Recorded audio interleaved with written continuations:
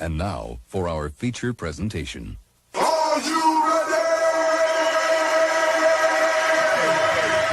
Streaming live around the world, this is Paper Cuts with Brad and Jay. Hey, what a stupid question. Oh, I've already had 2 glasses too of Tennessee whiskey. Jay, you've done so good, and you have to muck it up right at the end. Jay's gray. He's all gray now. Look at his beard. I got grayer, right? Everyone in the chat, thanks for stopping by and enjoying yourselves. We know you did. Just 3 legends here with us.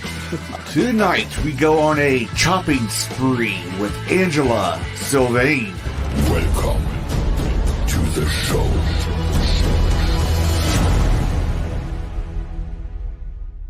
Happy Friday the 13th to everyone. I think, Brad, is this the first time we've done a show on Friday the 13th? I know we've done some Halloween shows where Jay, I don't remember we what may we not did want to talk. yesterday. We may not want to talk about those shows, but I've got that clip. You want to play that clip? already. We're gonna go off the rails already. No, But no. I think this is the first Friday the 13th show we've Nice. done, right? Awesome. Maybe. And I have my Camp Crystal Lake shirt on. Summer Very of nice. 80. So just to I get have my I think I see slasher. Jason on your shoulder shirt there, on. Angela. Yep. Yeah, My that's pretty slasher cool. Hawaiian shirt on just for the occasion. just to get in the mood. It is Friday the 13th. That's Bradford over there. I'm Jay. It is only fitting to talk about slashing and slicing and chopping and dicing. That rhymed, didn't it? Yeah, pretty cool. So with us to do so, writer of Chopping Spree. We're going to get all into this book. Welcome to the program, Angela Sylvaine. Good evening. Thank you for joining us. Happy Friday 13th to you. Any kind of special customs that you do every year for when we actually get a Friday 13th? We usually watch the movie. Okay, We buffs. that's good for future Mhm. later on in the show. Just by the way, so All right.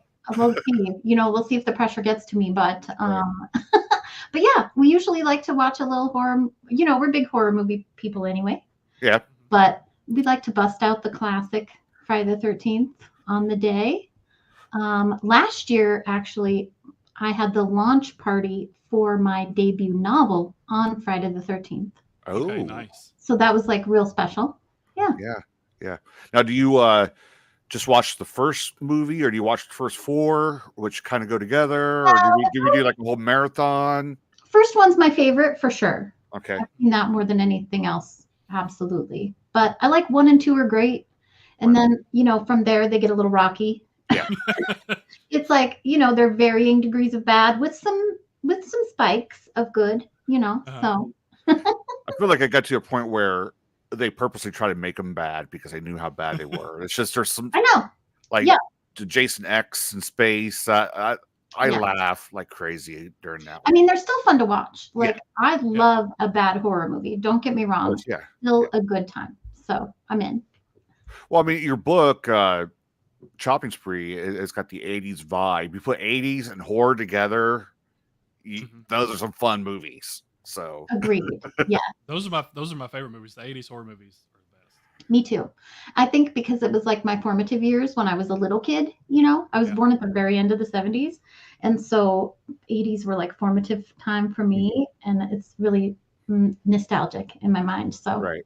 definitely my favorite.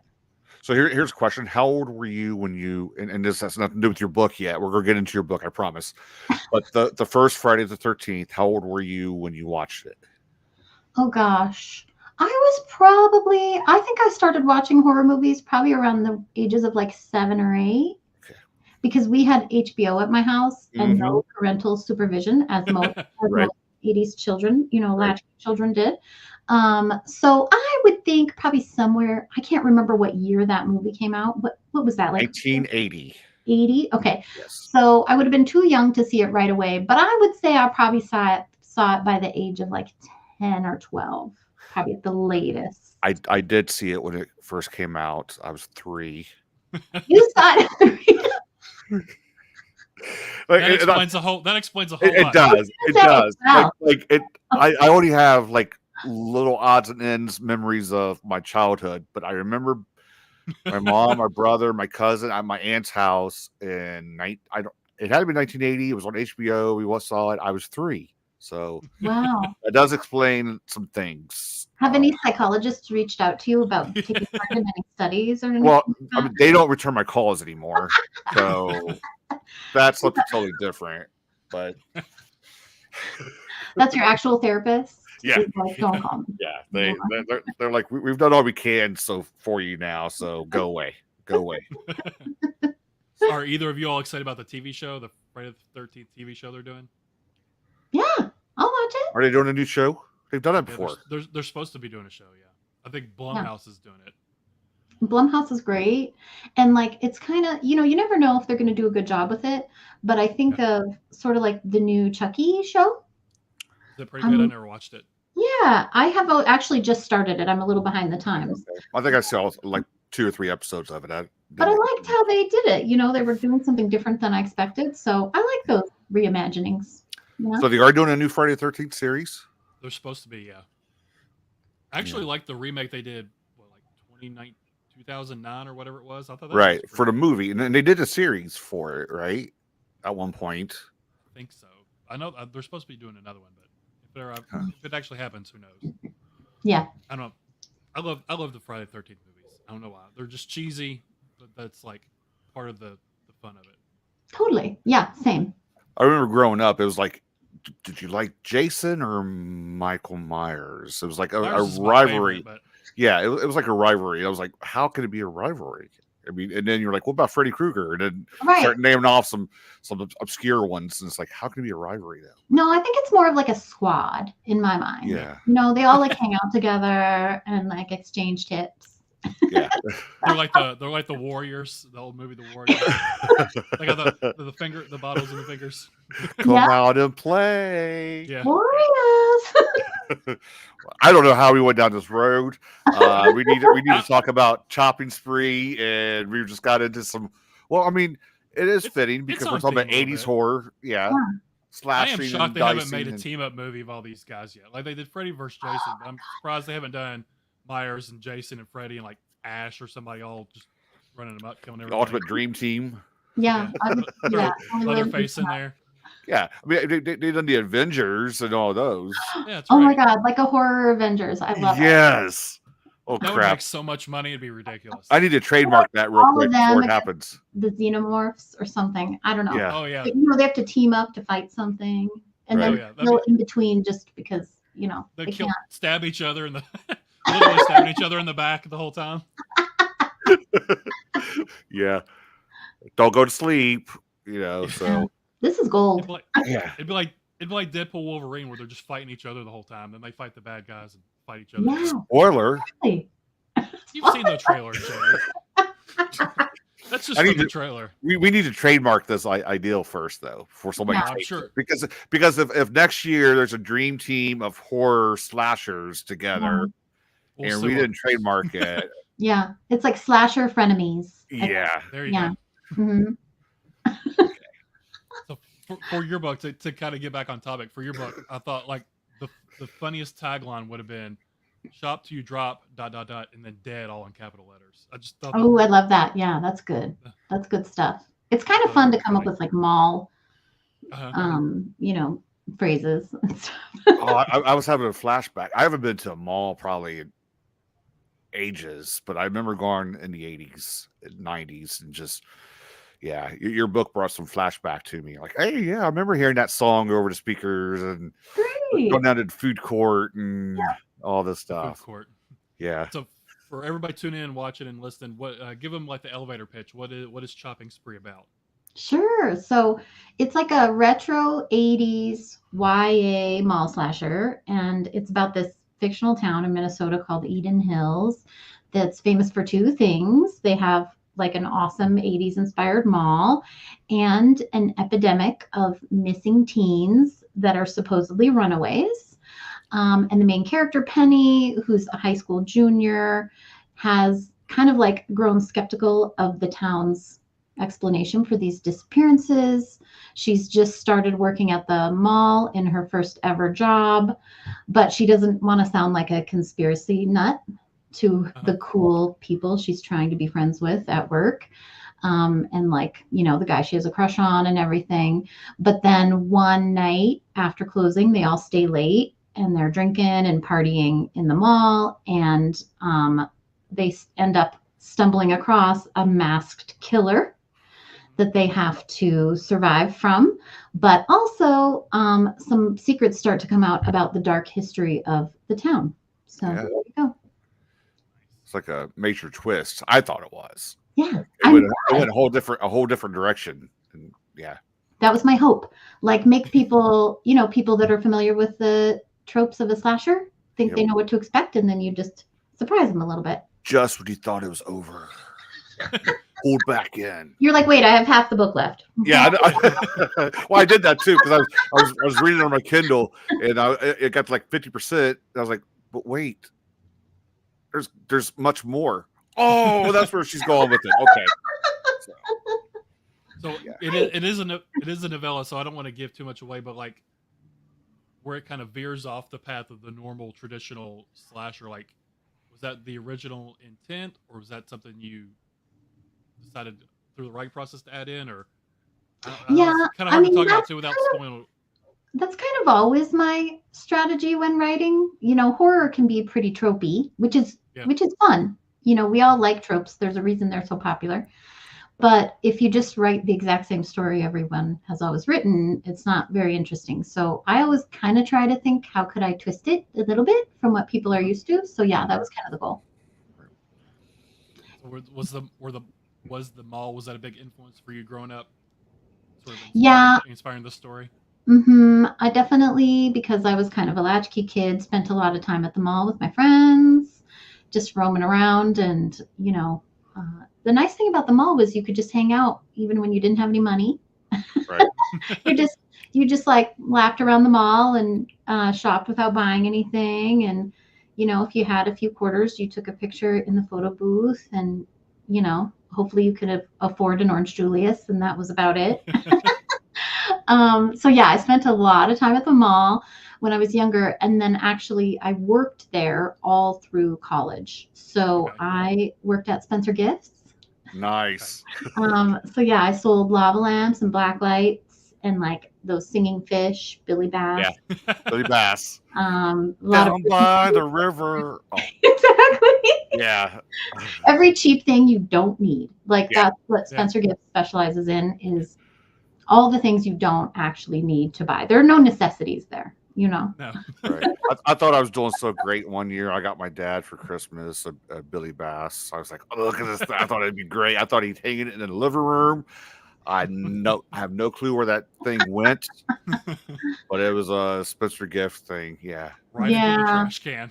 You thought it was going to be on the mantle. I thought it was going to, be by the front door as soon as you walk in. It would start playing, take me to the river. Yeah. Right in the trash. It went right in the trash, Jay. Yeah. Yeah. Tiffany Brown's here. She says, to this day, I still get a Wetzel's pretzel or Cinnabon. Yeah, gotta go. Always get the pretzel Yes. bites at the mall. Yeah. Totally. Pretzels and Cinnabons. The best. The mall was not for adults back then. It was totally for school kids to hang out. So That's right. And then the mall walkers started coming in, and it's yeah, with their new Balance Velcro shoes, and Doesn't Brian Boyer walk at the mall? He walks around the food court, doesn't he? he walks around his apartment, I think. So I think yeah. I went to the mall like maybe a year ago for like Christmas or something. There's like nothing in there I'm interested in at all. Yeah, that's the interesting thing about modern malls. They're largely deserted. They, in the town I live in now, they've tried to get the mall going, and it just doesn't work. There's like a Yeah. few open stores, Yeah. and a lot of dead space. It's really like liminal, and eerie. Yeah, and in the empty hallways, I don't know if you have found this, but I feel like all the empty hallways, they have like junior high art shows. So I was like, what are we going to do with this hallway? Let's let some local kids display their art. They usually, I don't know if this is just a Kentucky thing, but like the seniors that are graduating, they'll have like their pictures and like where they're going to college and what clubs they were in, all that kind of stuff. Oh, nice. Yeah. Not billboards, but like it's like 10 or 12 on a big board, and there's a bunch of those up. I don't know. Maybe that's just a Kentucky thing. No, but it's like they're trying to find a way to use this empty space and like create community, but it's very manufactured, I think, you know. So you both are saying malls are open still in your towns. I like Yeah. they're not open anymore. Like there's one, I think. We have the Fayette Mall in Lexington is the closest. Yeah. And it's still busy, like, but I think the Oxmoor Mall in Louisville shut down, and there was another mall in Lexington that's gone. There's like a mega church there now. We just have the one. Yeah. But it's got like Dick's Sporting Goods and Macy's, and I think there's a Jason Yeah. Voorhees. Like a Then few everything else, big stores. Mm-hmm. Right. those are like the bookends, and then everything else is just like clothing stores, places I've never heard of before, but they're all exactly the same. It seems like. Yeah. We just have like those are like standalones. Like Dick's is by themselves, Best Buy is by themselves. Like malls don't exist anymore really in my area, so they're all closed down. You have Right, the because one they were mall like high crime areas. It's got the what is it? Sabaro's Pizza that's still in the food court. Is that what's Oh, called? Sabaro's? interesting. That's perfect. Well, Throwback. they don't want the kids to hang out at the malls anymore. That's definitely not. Even the ones that are open, I feel like it's very frowned upon. They don't want. Right. They want kids congregating and causing trouble. So, Bunch of delinquents. bunch of delinquents with their skateboards and shoplifting. That's right, shoplifting. So, Yeah. Shopping Spree. This is it's a re-release, right? Correct. It is, yeah. It was originally released like I think 4 or 5 years ago as part of the Rewind or Die series with Unnerving, and then the publisher that I published my novel with asked if I wanted to maybe re-release it and expand it, which was kind of fun because, you know, it was the first longer work I had ever written. I mostly had written short stories and stuff up to that point. Mhm. So looking back on it, there was more I wanted to do with the story. So it was just kind of a fun opportunity you don't normally get to look back at a story you've written and say like, oh, here's what I would like to do with it now. And, you know, knowing what I know. So yeah, I was able to expand it and re-release it with a new cover and everything, which was pretty cool. Did you change like the structure of the story a lot, or just like add in different scenes and stuff? Yeah, I added in some different scenes and created like a whole new subplot, but there's still large chunks that are the same. Like the core story is still the same, but hopefully enough new stuff that if people were to read it again, they would get something out of it. What was it like going back for you and revisiting something you'd written? I mean, you said it came out 4 or 5 years ago, but how long ago did you actually write the first one? Probably a couple years before that, year or two before that, probably. So it's been a while. And I feel like, I don't know if you feel this way, but I feel like as a writer, the change is pretty rapid in your skills and like your learning of your craft and your style. So, you know, having 7 years pass is actually a pretty long time. And so I was able to bring that to it, which was kind of cool. What was it like? I can't believe I wrote it like that. Man, who wrote that? That sentence is all wrong. Yeah, definitely some spots like Yeah. things that are like I know are my crutches or my pet peeves now that I know I do that maybe I didn't recognize then. Right. For sure. But overall I still really liked it, which is always a nice surprise. You know, it can be painful to go back and read some of your earlier work sometimes. Little cringy. Yeah. I can't believe But mostly it was good. And I was like, yeah, I can build on this. This is actually going to be fun. Like going back and watching old videos of mine, I was like, I can't do it at all. They're Yeah. terrible. seeing pictures of yourself back in the 80s.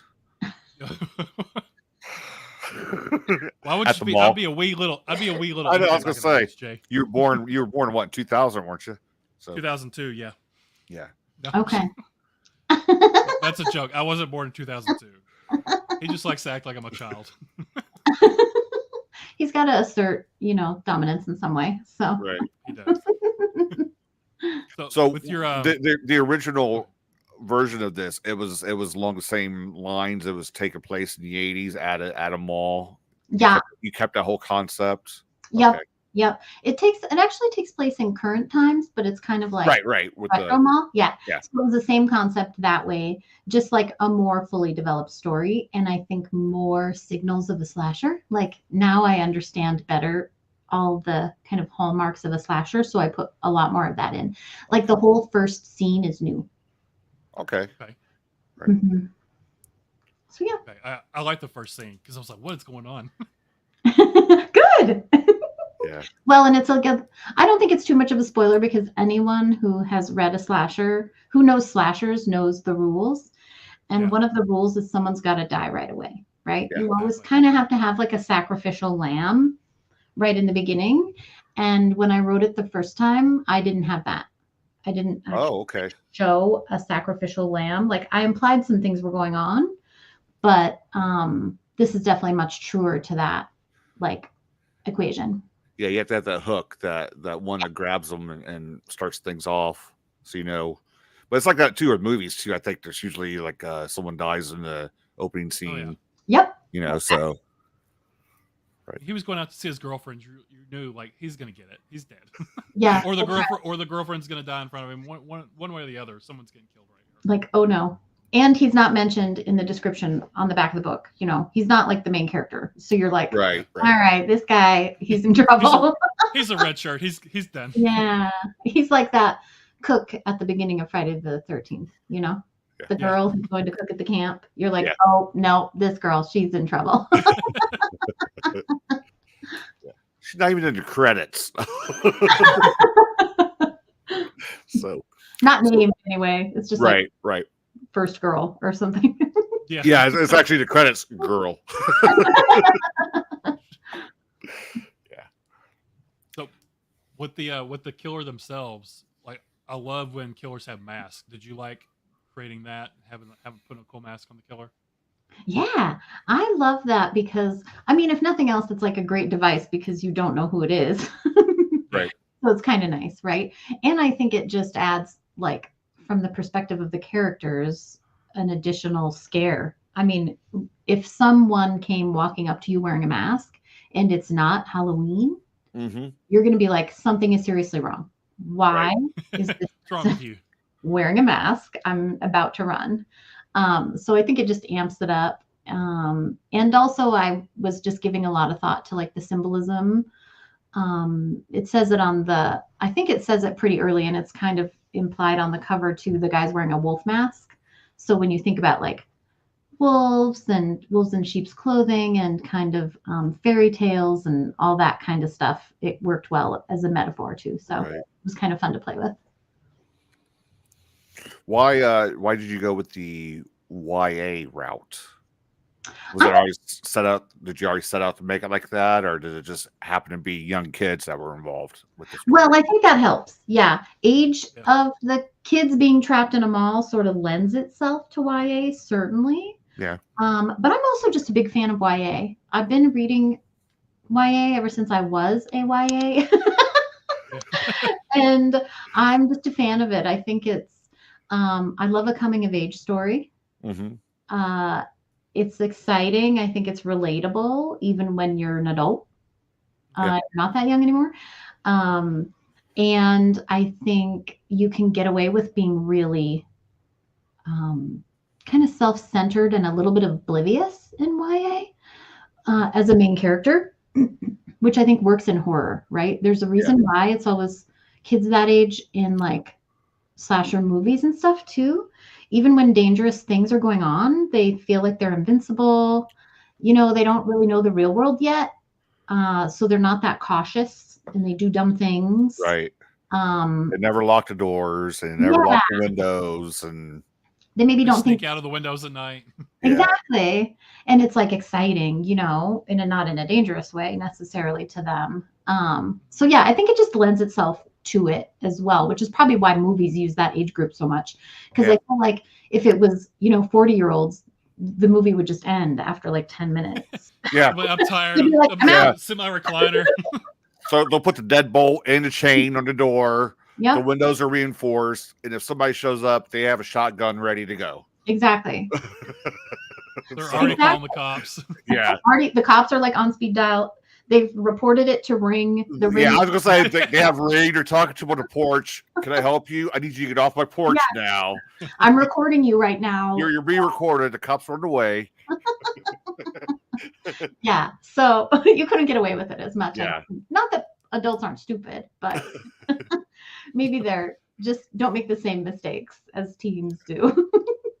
That could be your next one. Do it through the eyes of like senior citizens that Oh my gosh. that are the mall walkers. That's Mall what. walkers. There we go. Yeah, The exactly. mall walkers. They got caught in there, and it happened to them. So I'm going to do a sequel to Shopping Spree called Walking Spree. there you go. They've been Yeah. pushing their life alert buttons on their necklace. Right? Yeah. Exactly. I've already hit my life alert, and then they'll start attacking them with their canes and stuff. There Yeah. you go. Yeah. Yeah, I love it. This is great. It's the other end of the spectrum.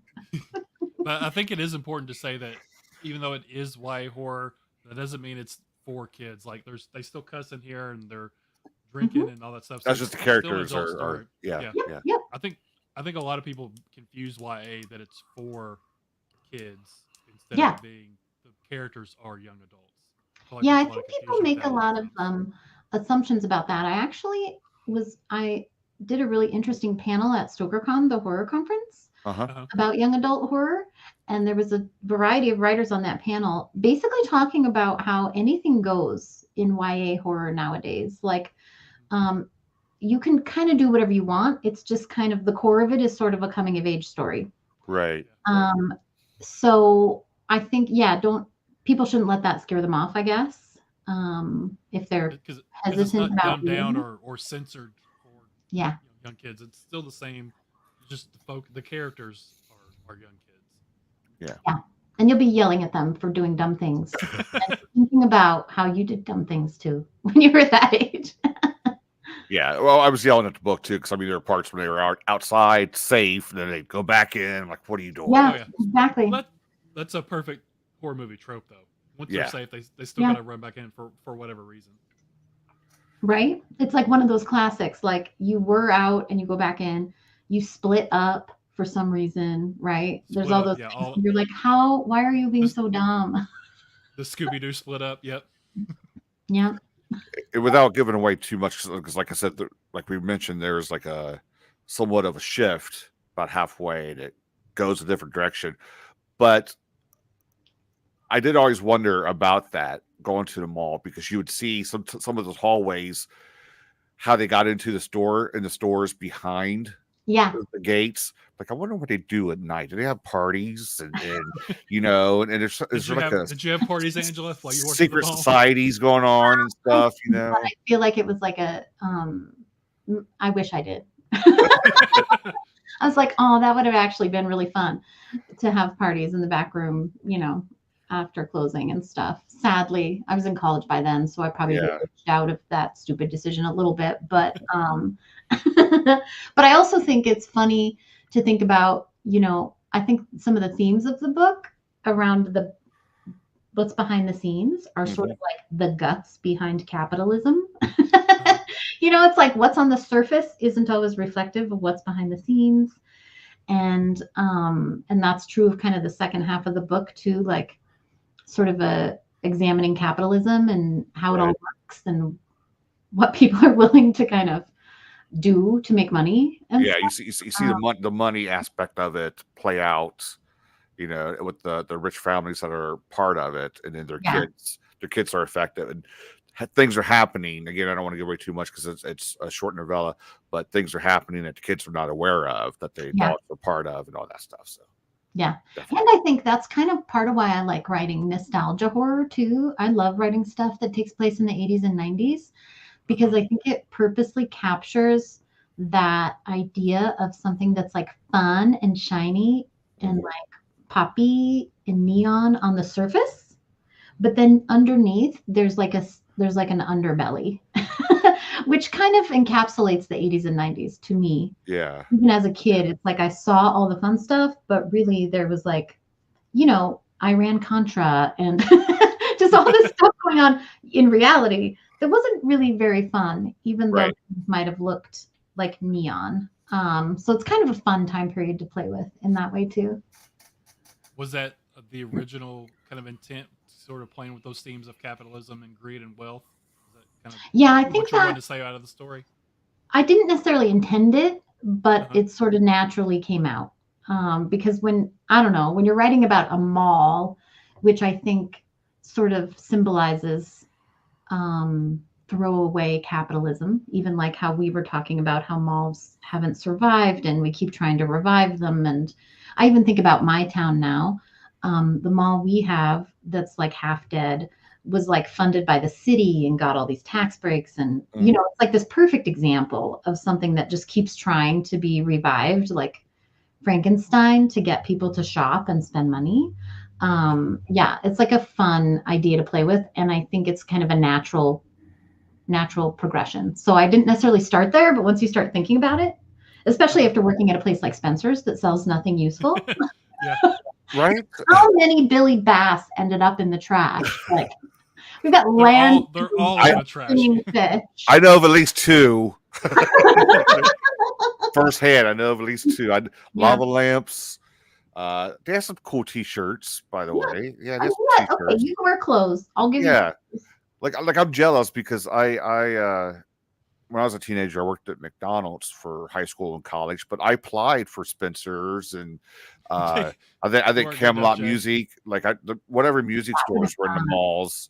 I tried, you know, and they didn't hire me. I was upset. I wanted to be in a music store because especially like 80s and 90s, that was, you know. Oh my gosh. Working in the music store would have been incredible. Yeah, just I thought talking music with like I was envisioning just talking music with customers and stuff and getting a discount. So, yeah. I think that's a 5-finger discount, right, Jay? The discount. Well, I mean, I'm talking. I mean, I was trying during times of vinyl and cassettes, and then CDs took over. See, Brad, back then we had these vinyl records, right? They have music on big black circles. Okay. Yeah. I thought those were frisbees. Then we had these things called cassettes, right? They're little these plastic things with tape inside. Miniature VHSs. Yeah, pretty much. Oh, okay. With sound only, no video. Sound only. Oh man. Right. And there were mixtapes. You know. Oh, don't get me started with that. You could record. You'd have like 2 stereos facing each other, or you'd be upgraded and you'd have the double tape deck, so you'd be able to record songs from the radio or another tape onto. And it always had, when you did it from the radio, it always had like the tail end of the call letters of the DJ introducing it. So when you play it back, it'd be like it'd be cut off, and you just WKL, whatever. Yeah. Good time. You have, even though it's set in modern times, you know, they've got cell phones and stuff, and it's an 80s theme all like the music, the soundtrack is all throwback music. So did you create like a Spotify playlist or anything for? I did, yeah. There's a Spotify playlist. And I really love music. I love music just in general, but especially 80s and 90s music. So that was my playlist under. What's the title? So just under Chopping Spree. Okay. Just look up Chopping Spree. You'll find it. You'll get the playlist. Put some of my favorite songs on there, and it's also fun to like pick songs that go with the scenes. You know, it's kind of like doing a movie soundtrack or something, where you can tailor it to kind of what is happening. Like, like Hungry Like the Wolf by Duran Duran, when they see the wolf for the first time. There's a few times that Penny would be like, "Oh, I can't believe this song's playing in like this particular scenario." Spando Ballet. True. Yeah. Like this wasn't one of them, but like someone would get killed and like another one bites the dust would be playing. Like that wasn't exactly. in there, but you know, you did different scenarios kind of like that, which I thought was tongue in cheek funny. Which is easier with a book. You know, if you were making a movie, you wouldn't necessarily be able to pay for all that music. Yeah. But with the book, I can just call it a playlist, and as long as I only say the title, it's fine. I don't have to pay anyone. Awesome. In the final version, is there going to be like a list of the songs in the back or anything, or like a link? Yeah, there is actually. Yep, there's like a playlist in the back, and then like the Spotify too. So you can get the full experience. Did you immerse yourself? Were you listening to the music while you were writing it? I do, yeah. I have like an 80s alternative playlist that's quite big. The one in the book is much shorter. But yeah, that's usually what I would put on when I'm writing if I was working on this. Or my first novel was the 90s, took place in the 90s. And on that one, I have a retro like 90s playlist, alternative playlist. So yeah, get yourself in the mood, you know? I'm on Spotify. I'm trying to find it. I just can't find it for some reason. But is Frostbite, is that YA horror as well? It's a little bit older. It's still a coming of age story. And sometimes it's categorized as YA, but it doesn't read quite as young, I guess. The kids are just out of high school. So yeah, that one is a little older, but it can definitely be fine for YA. It's still a horror comedy, but it's like a wacky sci-fi creature Yeah. horror comedy. So This one has bits of comedy in it too. Is that easy for you Yeah. to sort of go from the horror to comedy and back and forth? yeah, I love horror comedy. It's definitely my favorite genre. It's my favorite like subgenre to write. I think it's hard. It can be hard because you kind of have to strike the right balance, but you can. I think having good dialogue is key to horror comedy. Mm-hmm. Oh yeah. Snarky characters and Nice one-liners. nice one-liners. Yeah, stuff like that is really good. And then also, I think if you're doing gory things, kind of amping them up so they're a little funny Yeah. helps. Yeah.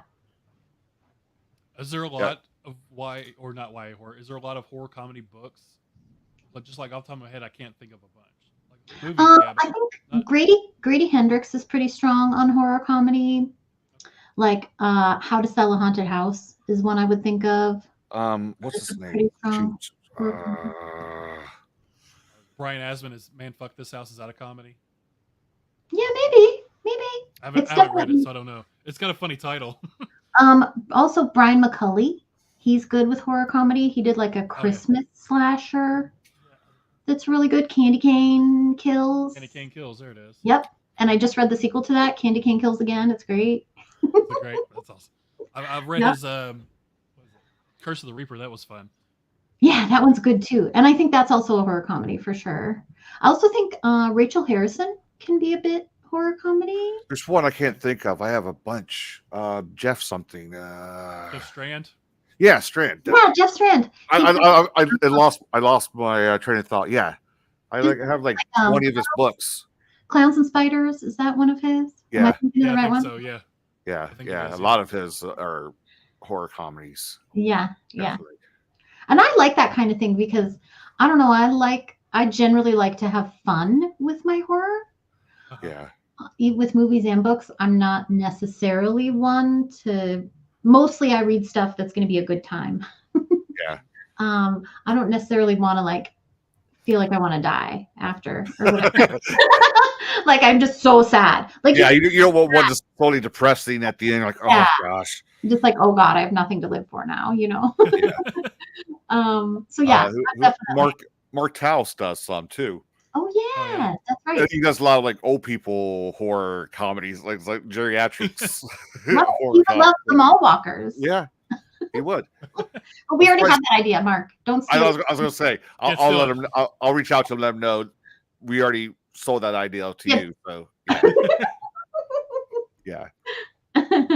I think some of the '80s horror, the cheesiness makes them so much funny when They they do. probably didn't set out to be a horror comedy. Yeah, But like you said, if it's something gory and you ramp it up some and make it over the top, you can't help but laugh at that. Right. You know?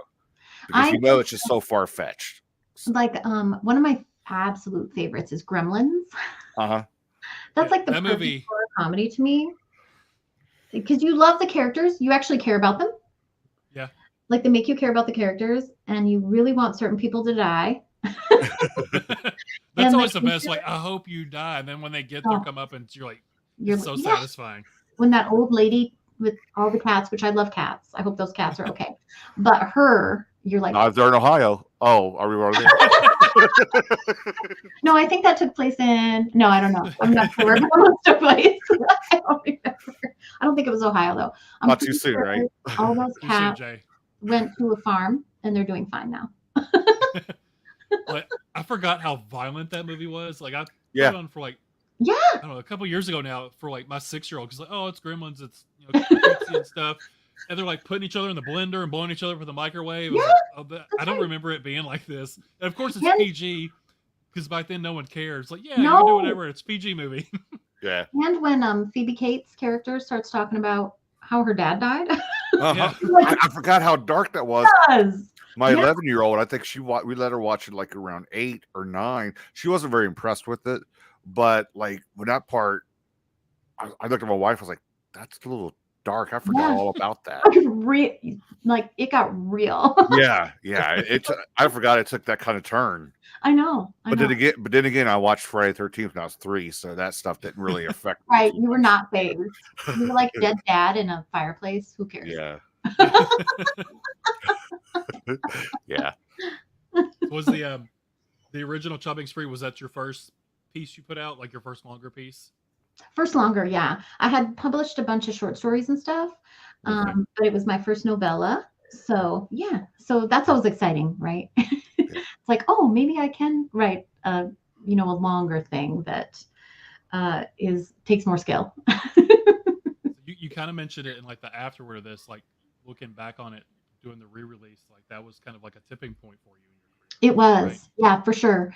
I think it kind of made me realize I could do this, that I could really be a writer, a quote unquote writer, and maybe I had the chops.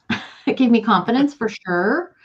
And also, I think that was around the time when I started to sort of like accept what I'm good at, because I don't write literary horror or I do write some more serious stuff for sure. It's not always horror comedy, but I'm definitely more commercial minded. Like that's just, a lot of the things I write like I'm watching a movie. They're much more like cinematic. Yes, that's cool. Yeah.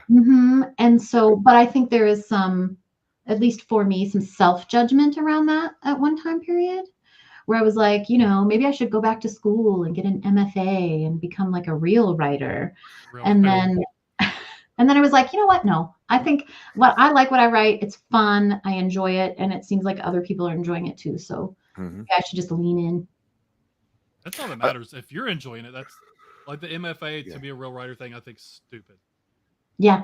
Yeah. So people get like, oh, you're not a real writer because you don't have an MFA. It's like, that's just dumb. Yeah. If you're enjoying it as a writer and then you put it out in the world and other people are enjoying it, that's all that matters. Totally. Yeah. And I feel that way now, I think. But definitely I had my doubts, my self-doubts at that time. And I think people with MFAs can be incredible writers as well. Oh yeah, nothing against them. To knock but people who don't have one is just no single path that works. And everyone has a different audience, Right. So like some people are going to like my work and some are going to think it's silly, and that's just fine. Stephen King has that problem too, right? Like he's talked about people being like, why don't you write something real? Why do you write horror? So yeah. It's funny people are still trying to tell Stephen King what to write, but I know, right? Yeah. But yours, I really like the pacing of it, because I think when you write like you're watching a movie, the pacing is just so, I don't want to say fast, but it keeps going. There's no slowed down boring parts with like a back history of a corner store that was there 25 years. You know what I mean? like all the Stephen King books, Jay. Yeah, pretty much. But the pacing was this was a quick read. You get through it like watching like a 90-minute horror film. So yeah, I hope so. Yeah, that's kind of that's what I like to read. That's what I like to watch. You can probably tell I was raised on horror movies because it's like that's how my brain works, putting together a plot. And I didn't actually start writing until later. I didn't start creatively writing until I was like in my mid-30s. So probably that's part of what informed how I write, is like I never was trained. I just watched movies and read books too. I've always been like a voracious reader, but you were subconsciously trained by all the movies you watched. Like subconsciously trained to kind of construct it that way. So I'm glad you said that, because I think we're going to test some of your knowledge here about Friday the 13th, just because it's Friday the 13th. All right. So Brad, you want to do the little intro? Before we do this, real quick, I want to ask, this is kind of come on. Talk about pacing. You just messed it up. Hold on. No, this has to do with movies. It's a generic question, but since you've been talking about, you write kind of with like the movie kind of mindset with Chopping Spree, have you like thought about if it was turned into a movie, who would play who, like who the actors would be? Oh my gosh. There's an actress I love right now. And I'm trying to think of her name. She was in Freaky. She was the girl in Freaky. She was also in that vampire movie that just came out. The That little one vampire ballerina movie? vampire movie. What was that movie called? Ballerina Vampire.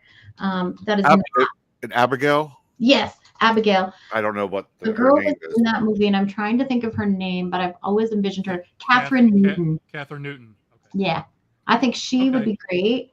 She's like perfect scream I can see queen her as kind of. Penny. She was in Lisa Frankenstein recently as well. She's the main character in the movie, the like retro 80s movie Lisa Frankenstein. She was great in that. I can totally Yeah. see her like under the cover of Chopping Spree, the short hair. Yeah, I can totally see her. Yeah, exactly. Penny. I think she could be That's not gonna Penny. show up, but that totally Yeah. looks like Penny. That's who I would put. Okay. So yeah, I probably can't get her though. I don't think we could afford her because obviously it's not going to be like a big budget film. Well, backstage right now, we actually. No, I'm kidding. Come on out, Catherine. Come on. Surprise. do you think about like actors at all, like as you're writing the book, or is that just like non-existent? Not a lot, actually. I think I don't tend to picture the faces of my characters very much. They're kind of like replaceable to me. Like it doesn't matter to me exactly what they look like. I think more about their mannerisms and their clothes and stuff like that and how they act. But I guess that's good because I wouldn't really have any opinion about casting. I'd be like, yeah, whoever's Just make sure the clothes are fit. Yeah. yeah. Plus, like, I don't know. I'm too old. I probably don't even know who the best people would be to get the crowds out at this point, right? Well, I think you'd want like was popular in the 80s and they're like 45 now or something. I think you'd want like people that are true to the age of the characters. You don't want like a 90210 situation where they're like in the 30s playing 18-year-old. You know what I mean? Yeah. So, Agreed, 100%. right. You don't want somebody that's got to collect the Medicare that's playing That's like a that's what it's always been though. like Like a the 15-year-old. Transformers movies, like when Shia LaBeouf's supposed to be a teenager and he's playing his almost 30s and whatever her name was, Jennifer. Was it Jennifer something? No. Yeah, like Jennifer. well, she played Jennifer. You know But who yeah, I'm I talking know who you're talking about. Yep. about. Like, But yes, sorry for we make that mistake a lot in the 80s and 90s. All the teens were Yeah. like at 4 least years old. late 20s.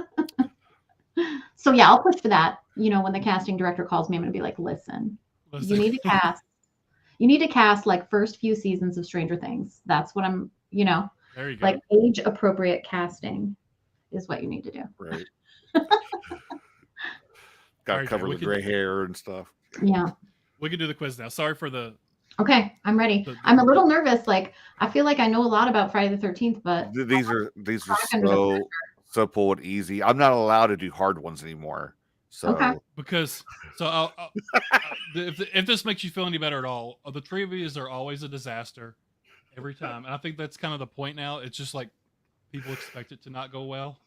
okay. So I'm gonna play the trivia intro real quick, and then Jay can ask you his probably really terrible question. Okay, I'm ready.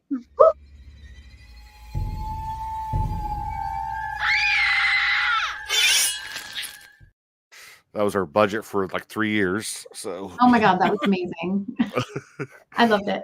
all right. So in honor of being Friday the 13th, and then your book is all about slicing and dicing and chopping and all that stuff. This is about Friday the 13th trivia, not necessarily only part one. Okay. I tried to span across the whole series. Okay. We'll see. Okay. How many Number questions one. now, Jay? We have 10 questions. Okay. Can we do 10? Okay, we got 10. No, only 9. We'll just leave it hanging. People like, somebody with OCD is probably like, no, stop. It'd be me actually. Number one, what was Jason's original alleged cause of death in 1957? Drowning. Yes, told you. Drown in the lake. Those counselors were too busy getting busy. Yeah, That's right. smoking weed and sexing it. Yeah. Yeah, told you just Yep. simple. Okay. I'm like, Number two, yeah. See, you're into it now. Number two, how many people does Jason kill in the first Friday the 13th? oh my gosh. Let me think. 1, 2, 3, We give you a 6? hint, Angela. Think about the question again.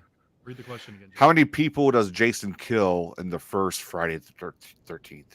Oh, is it 13? Are you trying to give me a hint?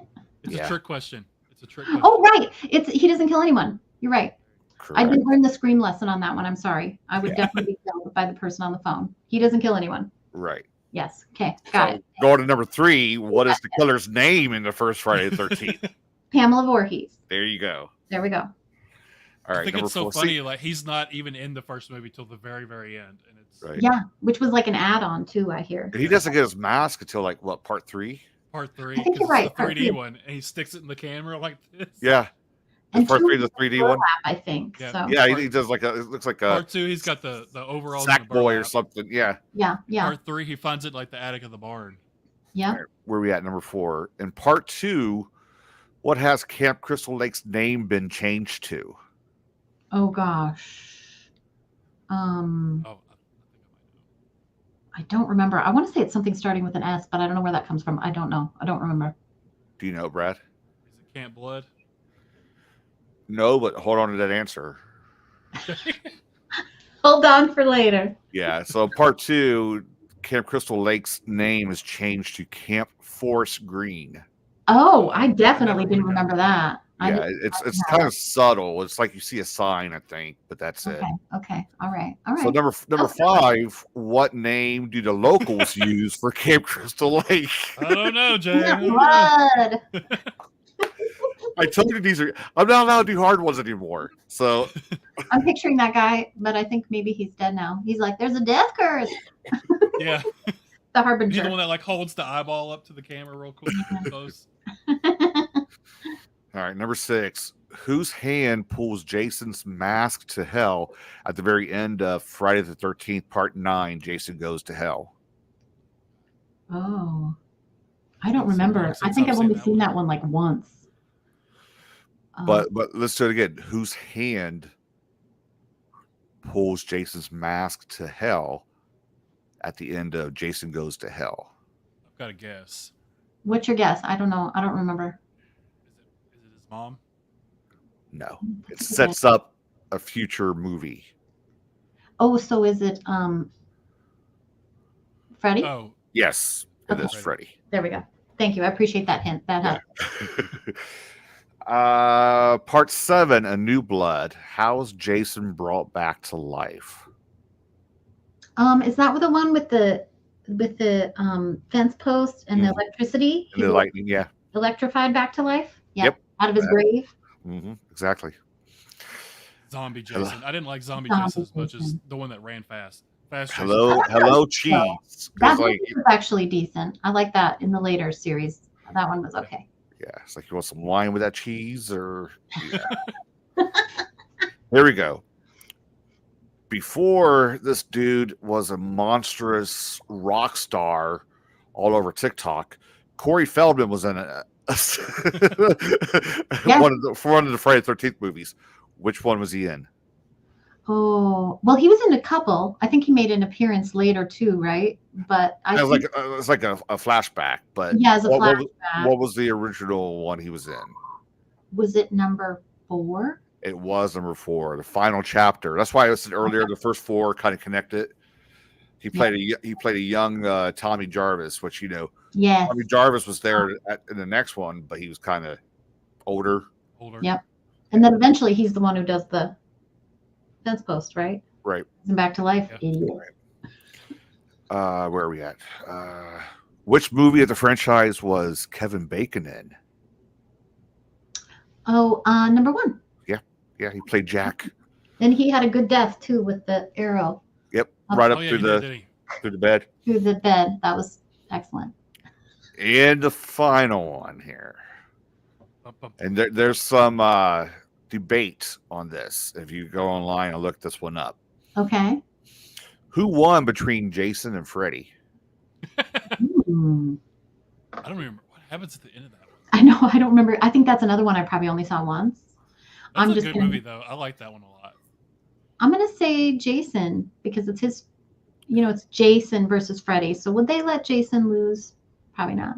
What do you think, Brad? If I remember correctly, Jason cuts off Freddy's head at the end. He did not. He didn't cut off his head?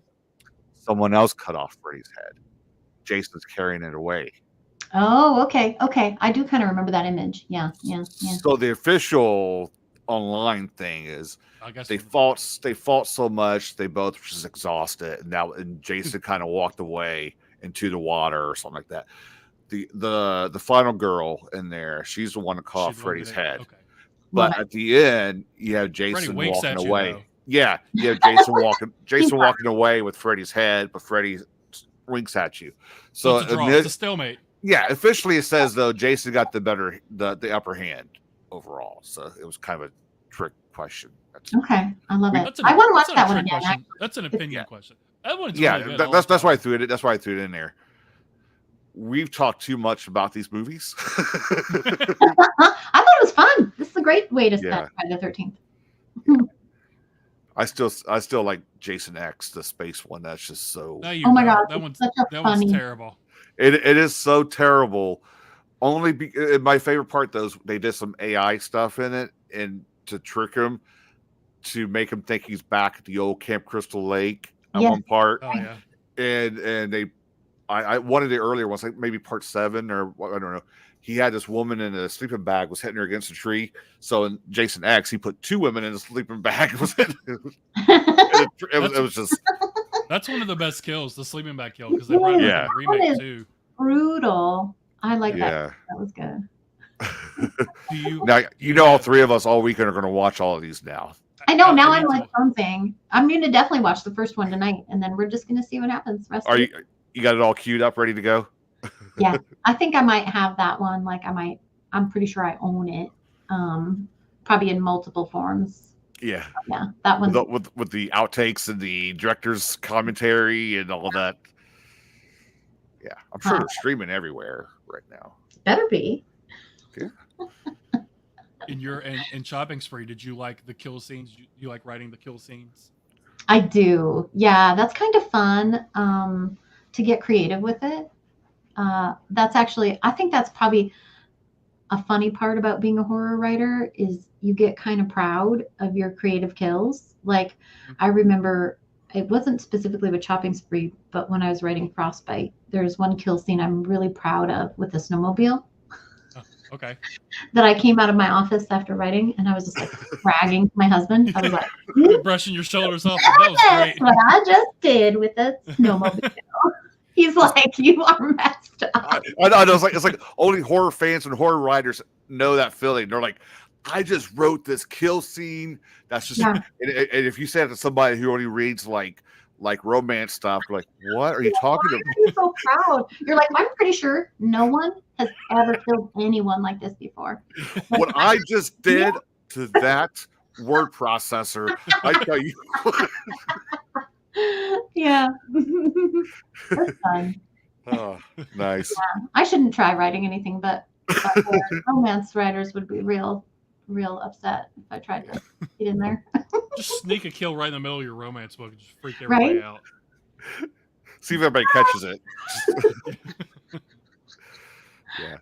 So what's the official release of the re-release here? September 24th? 9/24. Coming from Dark Matter Inc. That's who has it now, correct? That's right. Yep, Dark Matter Inc. with new cover art. Love to give a credit to the artist Dan Freeze. He's great artist. So yeah, I'm super excited. It's gorgeous. That cover, I got a kick out of that because that was like a little throwback with the comic almost book. Like comic book, yeah, exactly. Mm-hmm. Yeah. I always like to ask people when they get covers and stuff. Did you have a lot of input for the cover, or was it just did he just do his thing and bring it back? Or that's kind of the nice part about working with Dark Matter too, is they're pretty. My editor there, Rob, is pretty collaborative. So I've done a couple covers with him now, and we usually have a call to plan and kind of talk about what it's going to look like and meet with the artist. And then for this one, we looked at several different versions after the cover art was done and kind of picked which one we liked best. So yeah, it was a lot of fun. I always like that the indie and small presses usually let the authors have a lot of say so. Yeah. Which I think is cool. So I guess it's probably good I'm not like with a big, New York class That's a way to look at it. thing. Like I wouldn't have as much creative freedom. So What was it? Ronald Kelly would, when he was back with whoever it was, Zebra Books or whatever back in the 80s, he hated like all his covers. He would just say Yeah. they would just Well, try they to do they anything changed he some would of his say. titles too. Yeah, they would change the titles and change the covers, and yeah. so, yeah, I mean, I think that seriously, would though, be. it's a Go trade-off, ahead. right? It's Yeah. like listen, Random House, call me from an You ex-book. can do whatever you want to the cover. Love Dark Matter. Let's do both. Yeah. Let's have some indie publishers and some big 5. Great. Or big 4 now, I think it is. But Yeah.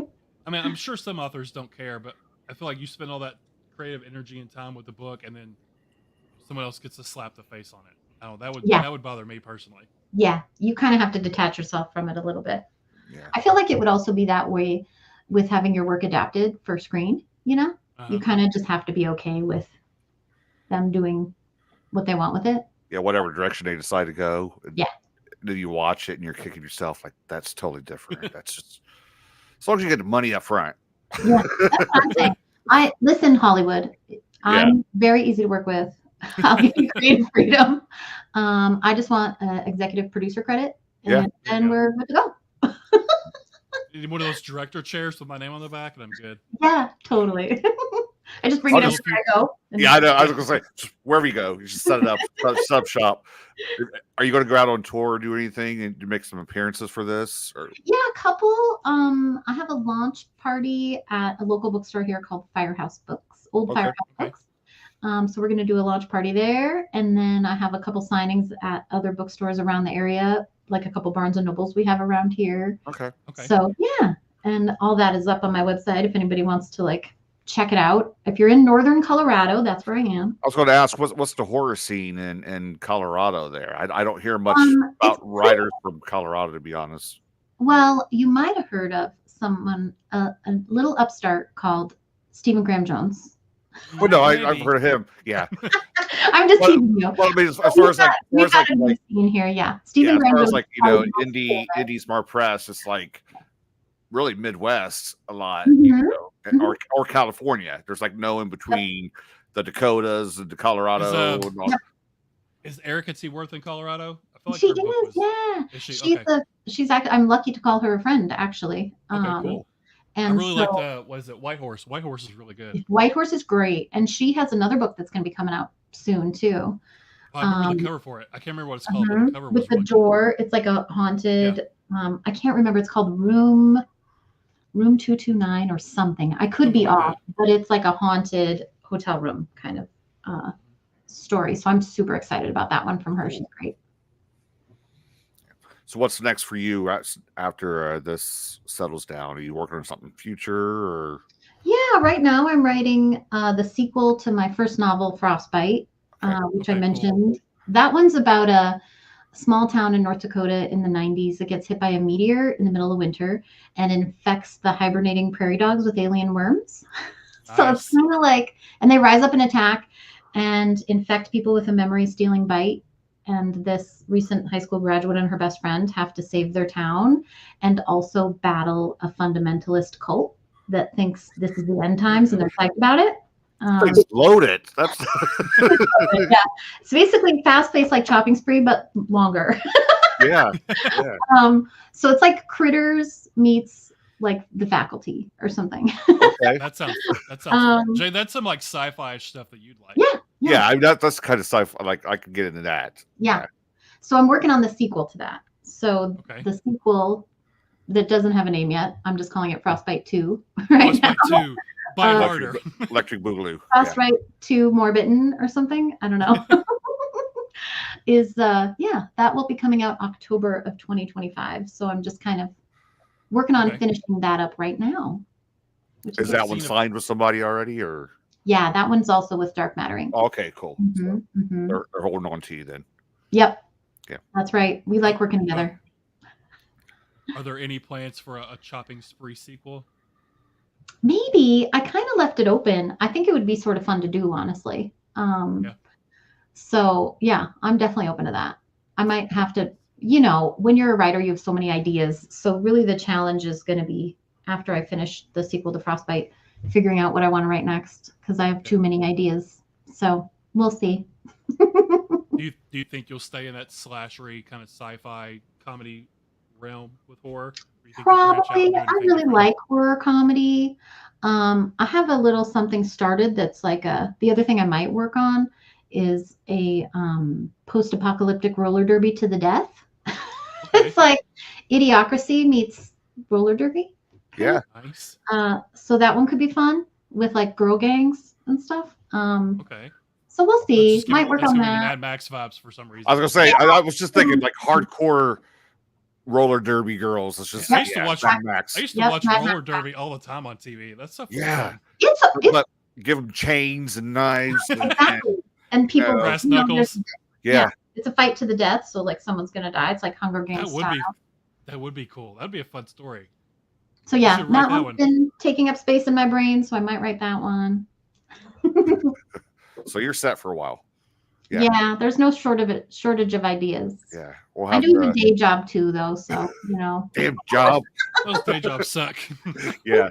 I mean, they pay the bills, so and I do like my Close. job, actually. It just Hollywood, give Angela a movie deal so she could quit her day job and just write the roller derby right. stuff. Yeah.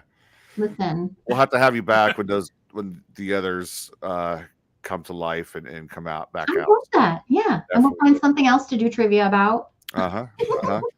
You definitely need to write the roller derby one because that sounds really fun. Like Okay. Mad Max. Yeah. Hunger Chopping Games. Spree is a re-release of Angela Sylvaine's book, and it's September 24th. Dark Matter Inc. And then you probably, if you're in the Colorado area, you could probably catch her out and about, and maybe she'll sign it for you. Just I don't sure stalk her will. though. That's weird.